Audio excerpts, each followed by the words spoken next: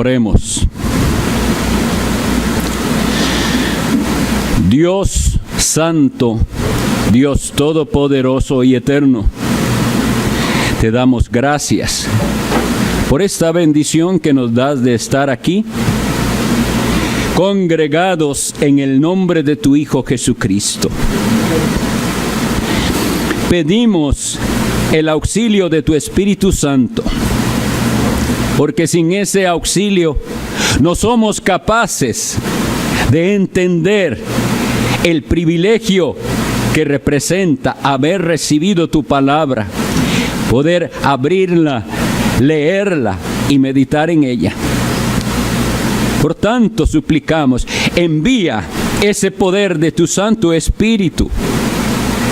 Envía tu palabra a hacer lo que necesita hacer en nuestros corazones. Porque tú dijiste al profeta Jeremías que tu palabra es como fuego. Envía ese fuego si lo necesitamos. Y dijiste que tu palabra es como martillo que quebranta la piedra. Desmenuza, Señor, la dureza de nuestro corazón si es necesario. Y confiamos, según está escrito, que tu palabra es viva y eficaz y más cortante que toda espada de dos filos, y penetra, hazla penetrar hasta partir el alma y el espíritu. Haz que con ella tu espíritu discierna los pensamientos y las intenciones del corazón. Sabemos que no hay cosa creada que no sea manifiesta en tu presencia, que todas las cosas están desnudas y abiertas ante aquel a quien hemos de dar cuenta. ¿Cuántos habrá aquí en medio de nosotros que no son conscientes que estarán delante del Dios Santo para dar cuenta de su vida? Haz, Dios bendito, que tu santo temor caiga hoy en esta audiencia, para que podamos todos clamar a viva voz a Jesucristo y confesarlo como Señor y Salvador, y vivir para Él y servirle. Ten piedad de nosotros. Lo pedimos en el nombre santo de tu Hijo nuestro Señor Jesús. Amén.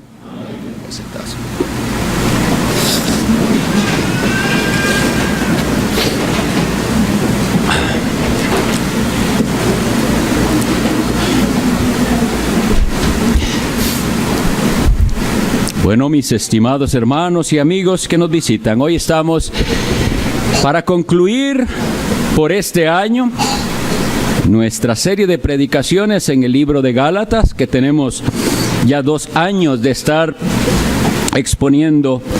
Y vamos entonces a terminar el capítulo 5. Les invito hoy a leer el capítulo entero para que recordemos y estemos en el contexto de qué es lo que hemos venido estudiando de la palabra de Dios. La epístola del apóstol Pablo a los Gálatas, capítulo 5.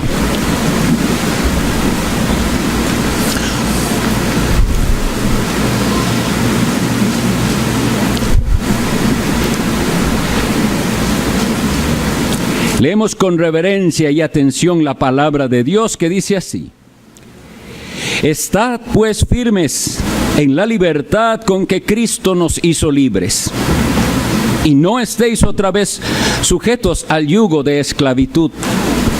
He aquí yo, Pablo, os digo que si os circuncidáis, de nada os aprovechará Cristo.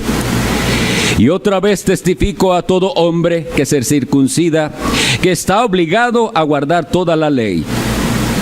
De Cristo os desligasteis, los que por la ley os justificáis, de la gracia habéis caído.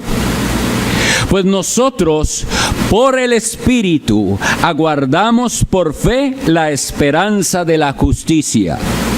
Porque en Cristo Jesús ni la circuncisión vale algo, ni la incircuncisión, sino la fe que obra por el amor. Vosotros corríais bien. ¿Quién os estorbó para no obedecer a la verdad? Esta persuasión no procede de aquel que os llama. Un poco de levadura leuda toda la masa.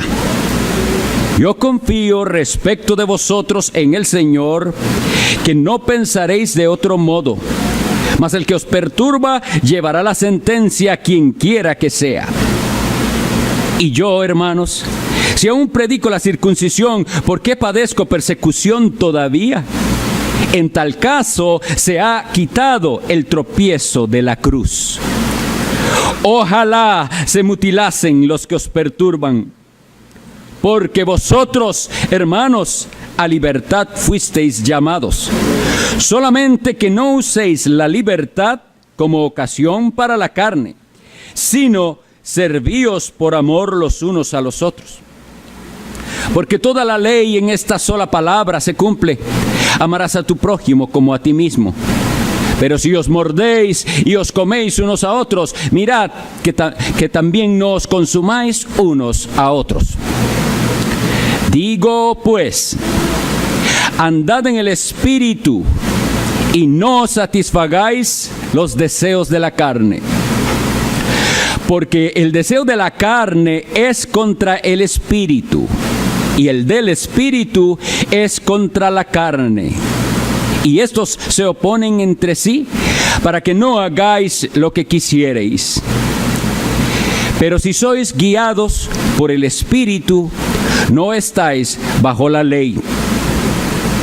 Y manifiestas son las obras de la carne, que son adulterio, fornicación, inmundicia, lascivia, idolatría, hechicerías, enemistades, pleitos, celos, iras, contiendas, disensiones, herejías, envidias, homicidios, borracheras, orgías y cosas semejantes a estas, acerca de las cuales os amonesto, como ya os lo he dicho antes, que los que practican tales cosas no heredarán el reino de Dios. Mas el fruto del Espíritu es amor, gozo, paz, paciencia, benignidad, bondad, fe, mansedumbre, templanza. Contra tales cosas no hay ley. Pero los que son de Cristo han crucificado la carne con sus pasiones y deseos. Si vivimos por el Espíritu, andemos también por el Espíritu. No nos hagamos vanagloriosos, irritándonos unos a otros, envidiándonos unos a otros. Espero que la lectura del capítulo, a los que han estado siguiendo toda la serie, les haya servido de algún recordatorio de sermones. Fue una serie extensa en este capítulo en particular. Y nosotros llegamos a la conclusión de este capítulo. Vamos a exponer hoy de los capítulos de los versículos 24 al 26, donde dice: pero los que son de Cristo han crucificado la carne con sus pasiones y deseos. Estaba meditando en cuán frecuentemente nosotros usamos el calificativo verdadero para referirnos a los cristianos, a los creyentes. Y me puse a ver si en la Escritura esa era una costumbre de que los apóstoles usaran esa frase: los verdaderos cristianos, los verdaderos creyentes. No, ellos no usaban esa frase. Pienso que ellos preferían ser claros en decir: usted o es cristiano o no lo es, o usted es creyente o no lo es. Pero nosotros lo hallamos necesario. ¿Por qué razón? Por tantísimas personas que profesan ser cristianos, que profesan ser creyentes, y sus vidas no respaldan esa profesión de fe. Es decir, no son en realidad cristianos. Esto es lo que hemos estado viendo nosotros en las últimas predicaciones. Hay dos árboles nada más. Un árbol que da buen fruto para la gloria de Dios y otro que no da buen fruto. Y el árbol que no da buen fruto, hemos insistido, insiste el Evangelio, es cortado y echado en el fuego. Las personas que todavía están dominadas por el pecado, por cualquiera de ellos, no son cristianos. Y el que es verdadero cristiano da fruto. Todas esas virtudes del Espíritu Santo deben estar presentes en un cristiano, todas en alguna medida. Si no hay fruto, no es cristiano. Debemos dejar de engañarnos a nosotros mismos cuando vemos personas y que nosotros por afinidad quisiéramos pensar que son cristianos, pero no lo son. Lo único que podemos hacer es clamar al Señor por ellos y seguir nosotros mostrándoles una y otra vez el Evangelio con nuestras palabras y respaldando esa predicación del Evangelio con nuestras vidas, con lo que el Señor ha hecho, una vida santa, transformada. Nosotros empecemos por meditar por qué es que al final de lo que veníamos hablando del fruto del Espíritu, el apóstol dice, contra tales cosas no hay ley. ¿Qué significa esa expresión? ¿Por qué razón? Ahora vemos que, aunque dice contra tales cosas no hay ley, debemos entender que se está refiriendo a las personas que dan el fruto del Espíritu Santo. La ley no está contra aquellos que rinden el fruto del Espíritu. ¿Y por qué razón? Porque la ley no puede castigar a los que están muertos. Yo voy a leer para ustedes lo que dice Romanos 7:4. Y el apóstol había dicho así: hermanos míos, habéis muerto a la ley mediante el cuerpo de Cristo, para que seáis de otro, del que resucitó de los muertos, a fin de que llevemos fruto para Dios. Este versículo nos explica por qué es que contra nosotros la ley no es para condenación. Al cristiano, casi digo al cristiano verdadero, pero es necesario a veces aclararlo. La ley ya no le condena, porque es que el cristiano murió a la ley mediante el cuerpo de Cristo para que ahora sea de otro. Y vean esa frase, para que seáis de otro. Y eso es lo que sigue diciendo después el versículo, los que son de Cristo. Antes no éramos de Cristo, pero ahora somos de Cristo, de aquel que resucitó. ¿Y cuál es el propósito? A fin de que llevemos fruto para Dios. Así que lo que deseamos, lo que debemos entender es, no hay cristianismo si no está llevando fruto para Dios. No. Eso es un engaño de su mente. Queremos pensar que esto es algo de los sentimientos. ¿Y cuántas personas vienen y hablan bien de la predicación y hablan bien de la palabra y no están dando frutos? No se engañe. Esto no se trata de afectividad, de sentimientos, aunque claro que los incluye. Si usted ama la palabra del Señor, hay un afecto hacia aquellos que también aman la palabra del Señor y hacia la iglesia de Cristo. Pero no es solamente un asunto de afecto, no es algo emocional, sentimental, es dar fruto para Dios. Y empecemos con esta frase del versículo 24, pero los que son de Cristo. Los que son de Cristo, los que le pertenecen a Él.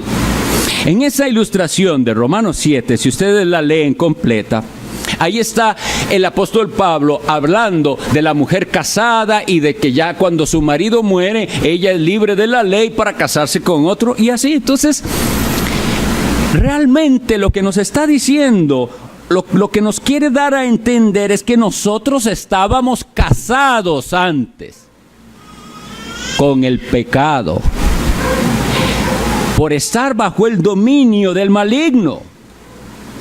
Pero por la gracia de Dios, cuando el Espíritu Santo viene y hace una obra en el corazón a través del Evangelio que nos es predicado, a través de esa palabra, entonces dejamos de pertenecer y de estar casados con el pecado, y ahora vamos a ser de otro, que es de Cristo, y ahora podemos decir: yo soy de Cristo, ya pertenezco a Cristo. Estábamos cantando por esa razón. Los que son de Cristo. A esos que son de Cristo, ahora la ley ya no les condena. Pero ¿cómo es que son esos que son de Cristo? El versículo lo define muy bien. Ellos han crucificado la carne con sus pasiones y deseos. Pero primero pensemos, ¿por qué es que nosotros somos de Cristo? ¿De dónde proviene esto? La primera carta a los Corintios, capítulo 6, el versículo 20, dice lo siguiente. Leo para ustedes. Primera a los Corintios 6, 20, dice: porque habéis sido comprados por precio. Glorificad pues a Dios en vuestro cuerpo y en vuestro espíritu, los cuales son de Dios. Así que los que son de Cristo es porque Él pagó el precio, le pertenecen a Dios y saben que ahora, al pertenecer a Cristo, tanto su cuerpo como su espíritu son de Dios, y procuran glorificar a Dios en su cuerpo y en su espíritu, los cuales, como ahí dice, son de Dios. Habéis sido comprados. Un precio fue pagado, un rescate, como también lo dice el apóstol Pedro. Primera de Pedro 1, 18 y 19, dice así: sabiendo que fuisteis rescatados de vuestra vana manera de vivir, la cual recibisteis de vuestros padres. ¿Y cómo fuimos rescatados? Aquí dice: no con cosas corruptibles como oro o plata, sino con la sangre preciosa de Cristo, como de un cordero sin mancha y sin contaminación. Hubo un rescate, y para ese rescate hubo que pagar un precio, y el apóstol Pedro dice que es el precio más excelente que fue jamás pagado por alguien: la sangre del Hijo de Dios, de Jesucristo, como de un cordero sin mancha. Entonces, los que son de Cristo son de Él porque Él los rescató y Él pagó un precio. Pero los que son de Cristo también son de Cristo, ¿saben por qué? Porque el Padre se los dio a Cristo. Quisiera que leamos Juan 6:39. Juan 6:39.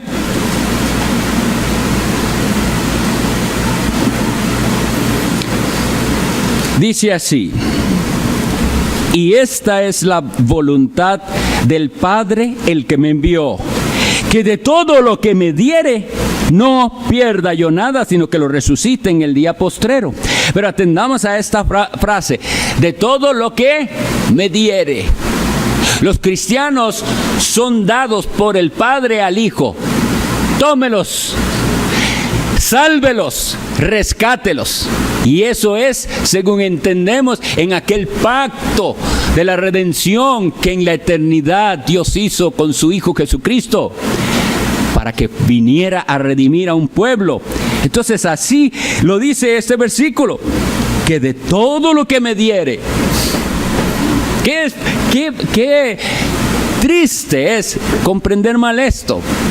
Como algunos piensan que sí, que hay gente que era cristiana pero que dejó de ser cristiana. No. Si dejó de ser cristiano, nunca fue cristiano. Si dejó de ser de Cristo, nunca fue de Cristo. Porque aquí dice que la voluntad del Padre es esta: yo le doy a usted estos para que los salve. Y pensar que se contradice Cristo, pensar que el Padre le dio a algunos pero que Él los deja perecer, eso es blasfemo. No, de todo lo que me diere, dice Cristo, yo no voy a dejar perder nada, me lo dio el Padre.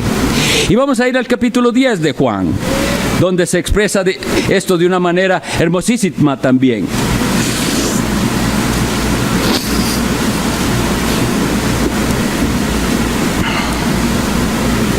Leamos desde el 27 al 29.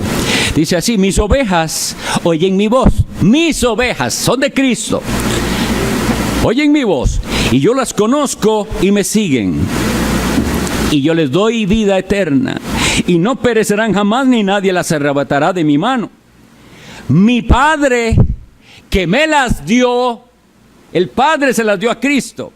Mi Padre que me las dio es mayor que todos, y nadie las puede arrebatar de la mano de mi Padre. Entonces, queda claro aquí que los que son de Cristo porque Él los compró, porque Él los rescató, porque el Padre se los dio. Pero también los que son de Cristo vienen a ser, según la Escritura, miembros de su cuerpo místico que llamamos. Es decir, Cristo tiene un cuerpo místico que es la iglesia. Y así dice 1 Corintios 6:15. Leámoslo. 1 Corintios 6:15. ¿No sabéis que vuestros cuerpos son miembros de Cristo? ¿No saben eso? No saben. Ustedes que dicen ser cristianos, ustedes que dicen creer en Jesús, no saben que si eso es así, son miembros de Cristo. Entonces no se puede andar en pecado. Eso es lo que hablaba aquí. Quitaré pues los miembros de Cristo y los haré miembros de una ramera. De ningún modo. Y alguna gente quiere pensar que sí, que pueden vivir en pecado, que pueden vivir en la inmundicia, dominados por cualquier cosa, por cualquier tipo de pecado, y seguir, y son miembros de Cristo. Entonces, Gálatas 5:24 dice que esos que son de Cristo han crucificado la carne con sus pasiones y deseos. Lo primero que debemos recordar es a qué se refiere. Ya lo habíamos dicho antes, pero debe quedarnos bien claro. Cuando el apóstol Pablo dice carne, no está refiriéndose al cuerpo, a lo físico. Se está refiriendo a una manera de pensar y una manera de sentir. Los pensamientos y los sentimientos de la persona es lo que está aquí involucrado. No es el cuerpo físico.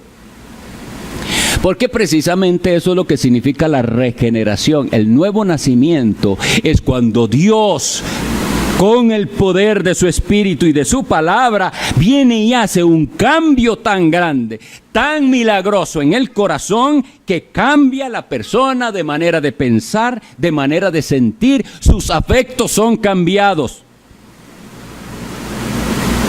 Así que si usted no tiene sus afectos cambiados, ni sus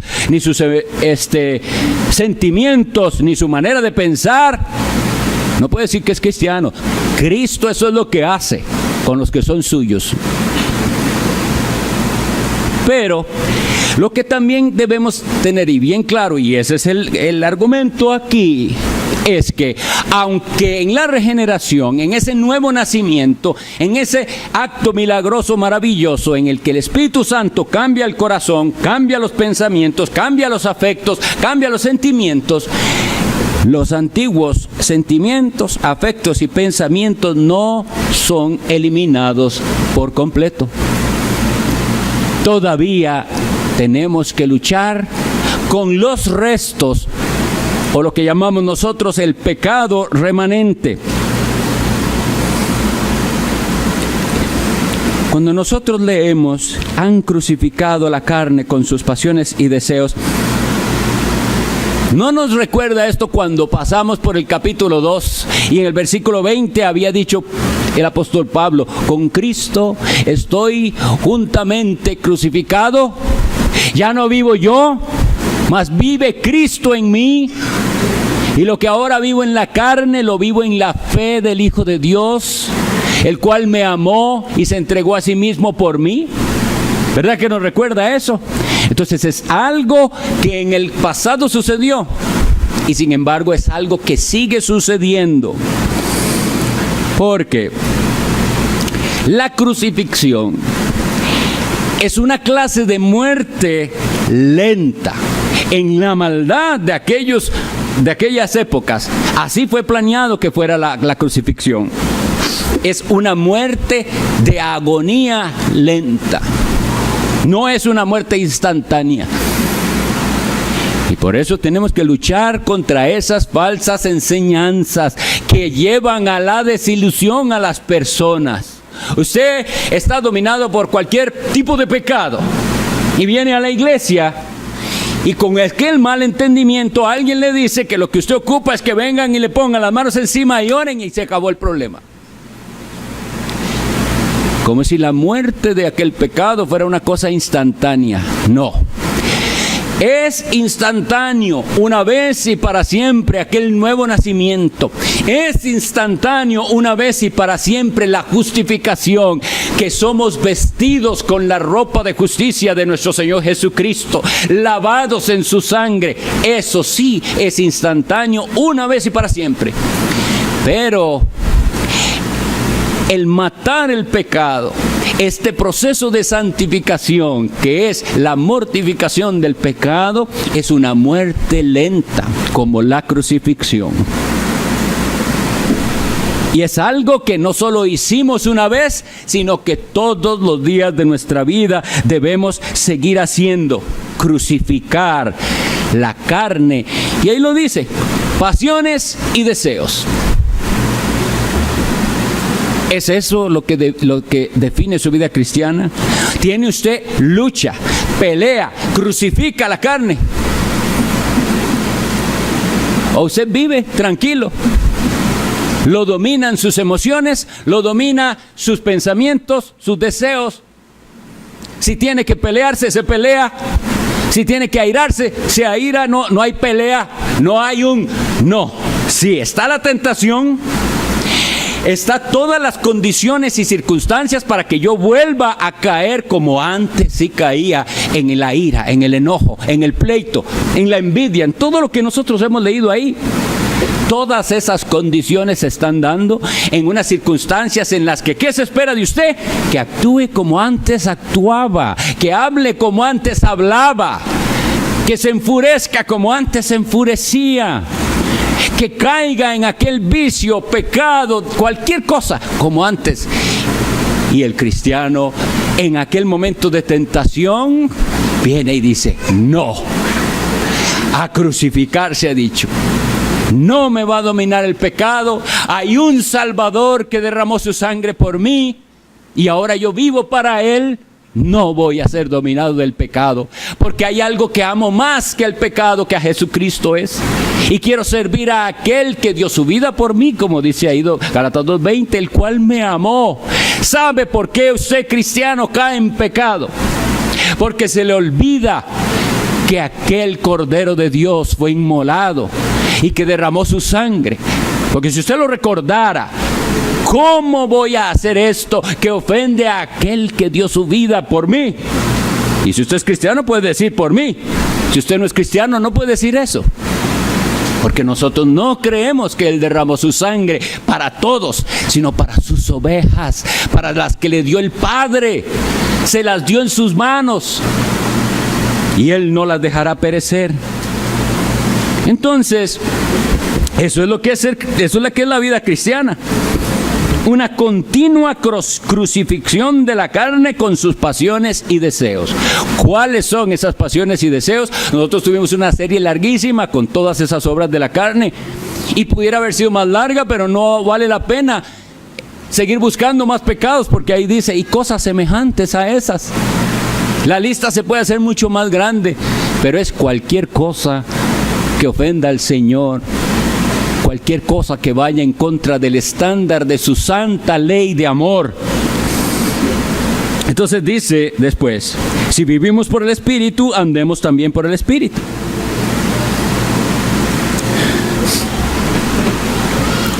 Por esa frase sí es una condición. Usted dice que es cristiano. Usted dice que es cristiano, entonces vamos a ver si es cierto. Si usted dice que es cristiano, entonces lo que está diciendo es que usted tiene al Espíritu Santo. Y usted tiene que caminar, como también habíamos visto antes. Andad en el Espíritu. Andar en el Espíritu no es necesario otra vez aclarar una cuestión de sentimientos.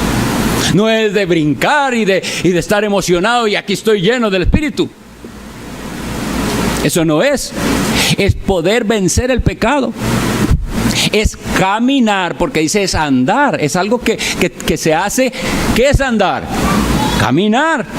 Entonces, este es el camino, es Jesucristo. Él me ha dado sus normas y enseñanzas. Él me ha dicho, solo hay un camino al Padre. Es Cristo y hay que seguir a Cristo. Y Cristo lo que dijo es, si alguno quiere venir en pos de mí, si alguno quiere andar detrás de mí, niéguese a sí mismo. Tome su cruz cada día y sígame. Y la cruz otra vez le recuerda a Cristo. Los que son cristianos crucifican la carne. Eso es andar en el Espíritu. No es una experiencia de un rato nada más de sentirme emocionado. Cuánto mal se ha hecho con ese falso entendimiento del avivamiento. La gente habla de que hubo un derramamiento del Espíritu Santo y ahí no ha habido nada de Espíritu Santo. Es pura manipulación emocional con musiquita. Es llegar a las emociones de las personas con métodos psicológicos y sienten y lloran. Pero creen que aquello se acabó ahí. ¿Por qué? Porque no les han enseñado que esto no es una cosa de un día. Esto es de ahora y para siempre hasta el final. Y no crean que tampoco estoy hablando en contra de las emociones y sentimientos. Los que sí han estado en toda la serie saben que eso es parte. Usted no puede ser indiferente y frío ante las cosas santas que usted ama.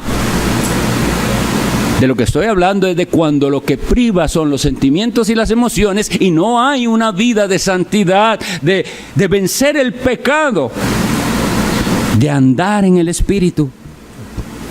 Ese andar en el Espíritu es ser conscientes de su presencia.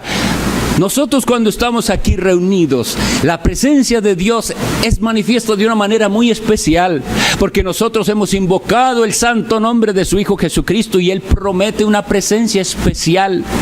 Pero en nuestra torpeza y carnalidad, en cuanto salimos se nos olvida que la presencia de Dios estuvo con nosotros. Y entonces por eso que nos atrevemos a caer en pecado y a desviarnos. Pero si fuésemos conscientes de la presencia de Dios, si anduviéramos en el Espíritu, sabríamos y podríamos decir como se expresaba Elías y Eliseo. Esa frase preciosa: vive Jehová, en cuya presencia estoy. No, la presencia de Dios es preciosa aquí en la iglesia, en las alabanzas, en las oraciones, es preciosa, pero aquí no se queda.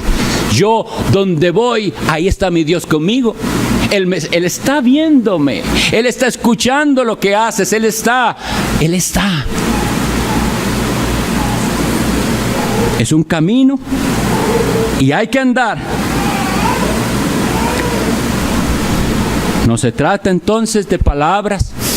Como hemos visto muchas veces que la gente aprende a hablar muy bonito, aprende a hablar que parecen cristianos y parecen cristianos reformados,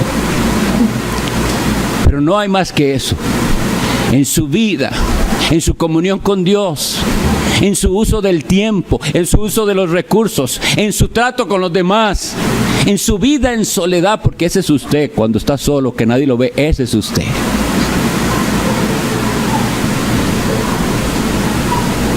Y la Biblia dice que hay unos que son verdaderos adoradores y que es necesario que adoren al Padre en espíritu y en verdad. En Juan 4:24, cuando tuvo Cristo aquel encuentro con la mujer del pozo, eso fue lo que le dijo.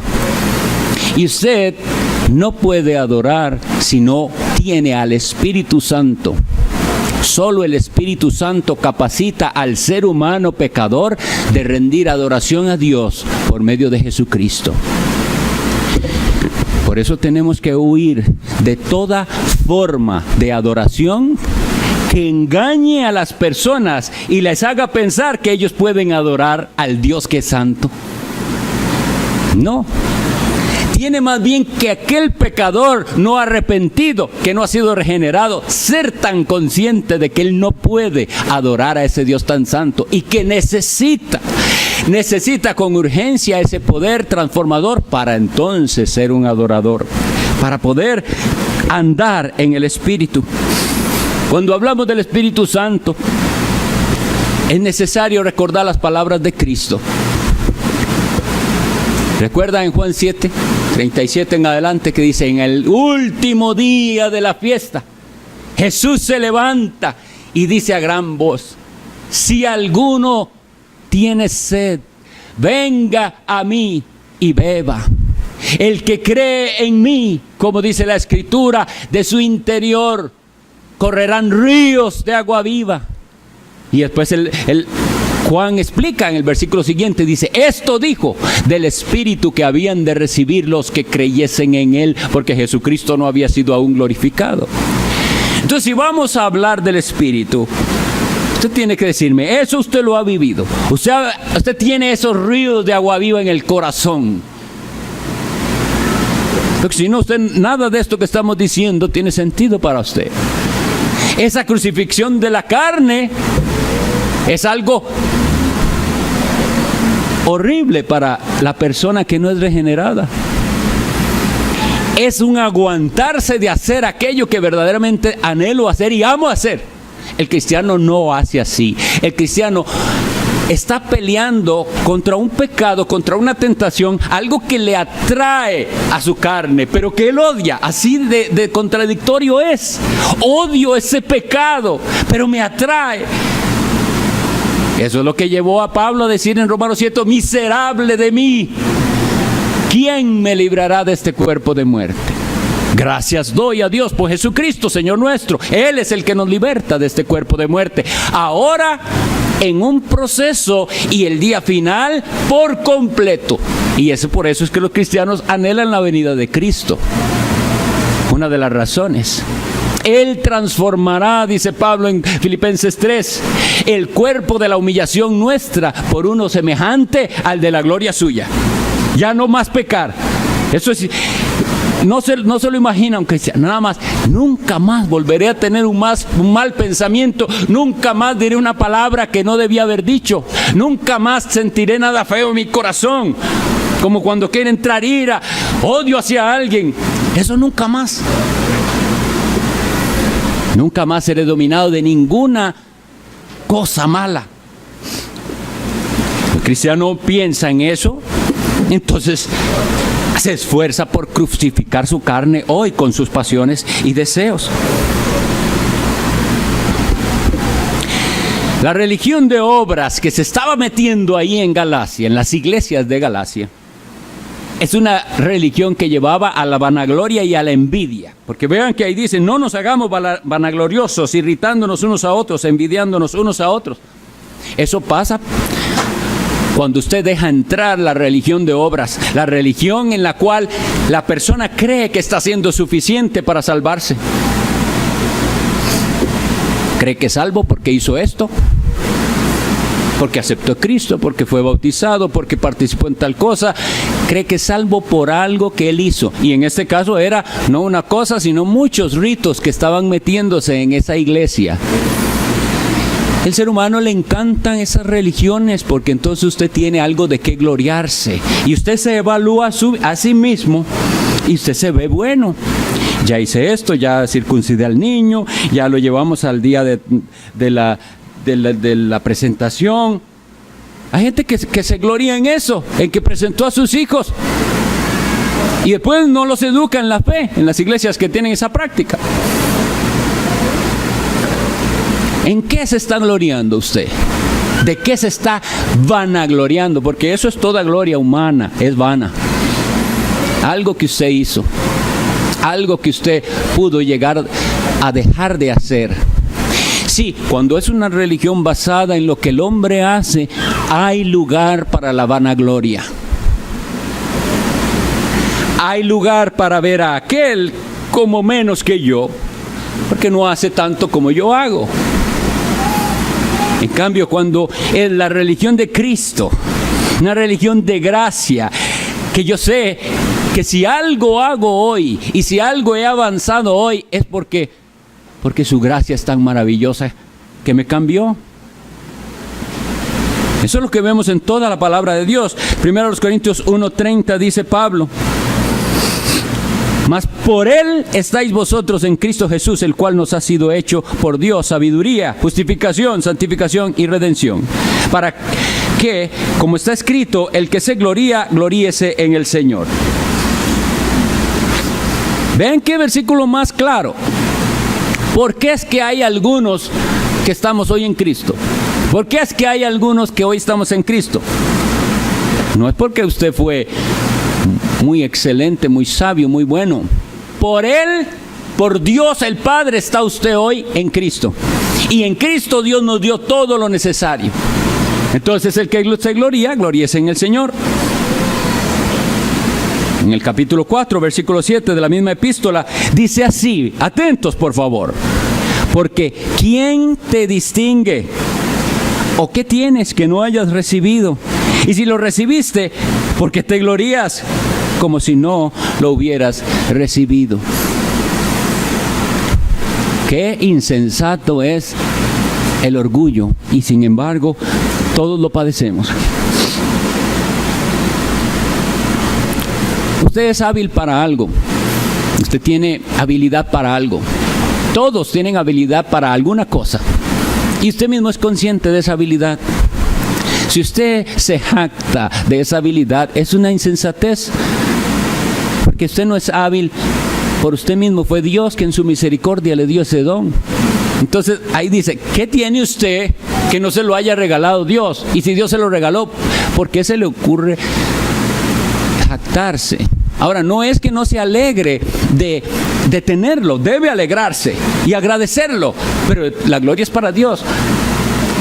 Supongamos, para que vean qué insensato es, usted tiene un apellido muy sonado y muy bonito, y usted se enorgullece de él, León, digamos. Yo estoy contento de ser de esa familia, pero ¿cómo me voy a gloriar yo de algo que yo no hice nada para tenerlo? Yo nací y me pusieron ese apellido porque mi papá lo tenía y ya. Es una insensatez estarnos vanagloriando de cosas de las cuales usted solo recibió por gracia. Y lo que nosotros olvidamos es que todo, desde lo más pequeño hasta lo más grande, nos fue dado por gracia. Usted no lo merecía, es por gracia. ¿Y cuántas veces podemos hablar de la gracia sin meditar en lo que realmente significa? Es eso, no lo merecías, ni lo mereces todavía, ni lo puedes llegar a merecer. Pero lo agradeces y respondes en agradecimiento. ¿Cómo? Viviendo para Dios. Vamos a ir concluyendo. Pensemos en algunas aplicaciones. Los que son de Cristo. Y la pregunta que tiene que hacerse usted es, ¿pertenece usted a Cristo? Ese canto tan precioso dice, Cristo bajó del cielo a buscarme, cubierto de pecado encontróme, me levantó de vergüenzas 1000, pero ya pertenezco a Él. Usted puede decir eso, que Cristo bajó a buscarlo a usted en particular. La gente a veces toma la Biblia y la interpreta perdiendo toda bendición, porque van a la parábola de la oveja perdida y creen que es aquel que venía a la iglesia y que no volvió. Cada cristiano es la oveja perdida. Si usted no entiende eso, usted no hace suyo Isaías 53, que dice, todos nosotros nos extraviamos, nos desviamos, cada cual tomó su propio camino. Y el buen pastor va y busca a la oveja perdida. Usted tiene que poder decir, Cristo bajó del cielo a buscarme a mí. Y me encontró ¿cómo? Mereciéndolo, bien limpio, cubierto de pecado, encontróme. Me levantó de vergüenzas 1000. que Cristo nos haya rescatado. Y si eso es así, la siguiente frase expresa algo preciosísimo. Gozo indecible inunda mi alma. Ya libertado estoy. Y mi vida, ¿cómo es ahora? No de la felicidad del mundo llena. Es de Cristo. Es que ahora lo tengo a Él. Y teniéndolo a Él, lo tengo todo. Y entonces veo cuán vano es el mundo. Cuán horrible es el pecado que me separa de Dios. La pregunta es, ¿usted puede decir eso? ¿Ya libertado estoy? ¿O está usted esclavizado todavía al pecado? ¿Tiene cadenas de pecado? Esa es la pregunta. ¿Le pertenece usted a Jesús?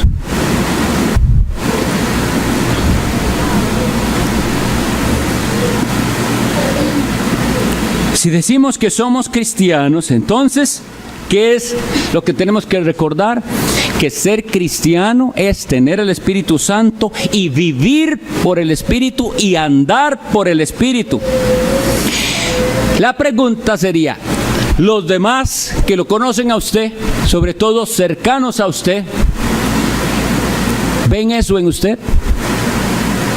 Yo no digo aquí porque aquí todo el mundo parece que sí es cristiano. Pero los que lo conocen y donde usted anda, ¿ellos qué pueden decir? Al verlo, al ver su caminar y su vida, ¿pueden decir que usted se nota que anda en el Espíritu? Que hasta ellos dicen, es que no entiendo cómo se vive así. ¿Cómo hace? Y a veces en su corazón desean, pero es preferible criticarle que imitarle. Entonces habrán sus persecuciones. Pero si usted todavía prefiere el mundo y todavía prefiere el pecado, usted no se engañe pensando que es cristiano, porque usted no vive en el Espíritu y no anda en el Espíritu.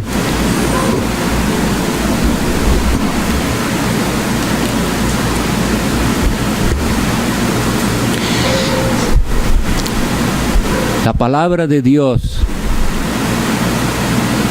es la voz misma de Dios para nosotros. Cuando usted viene aquí, yo siempre me pregunto, ¿por qué? Sobre todo cuando veo gente dormida. Yo digo, ¿a qué será que vino? Porque la palabra de Dios transforma si usted la escucha. Si usted no la escucha, no le va a hacer nada.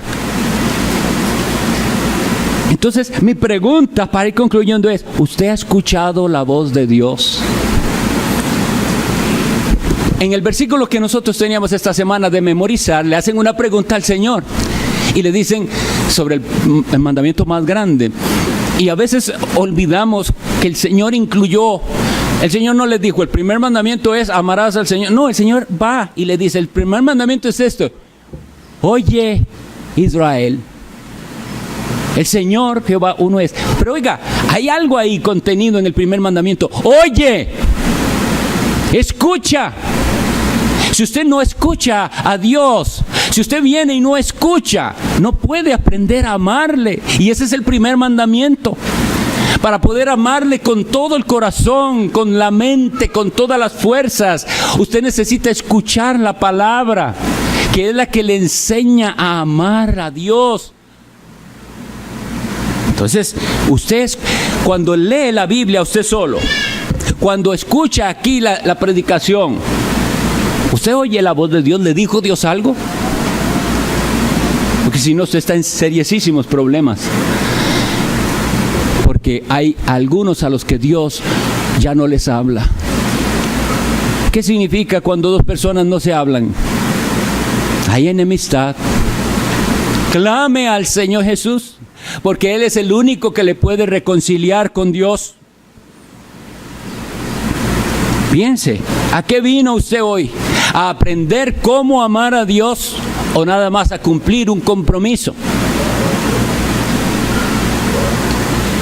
Y al respecto de lo último, ¿en quién está puesta su confianza o en qué? ¿En algo que usted hizo o en lo que Cristo hizo? ¿En usted mismo o en el Cristo crucificado? ¿De qué te glorías? Gloriarse es jactarse, sentirse orgulloso de algo. ¿Se siente usted orgulloso de lo que usted es y de lo que ha hecho? ¿O de Cristo y de lo que Cristo ha hecho en su vida? Vamos a orar.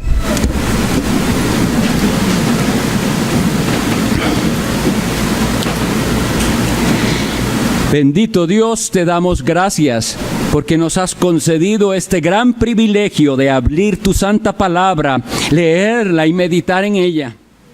Y tú conoces, Señor, la debilidad del predicador y su insuficiencia, pero nosotros creemos en tu gran poder, en el poder verdadero de tu Santo Espíritu, que puede inquietar conciencias, despertarlas y cambiar vidas y transformarlas.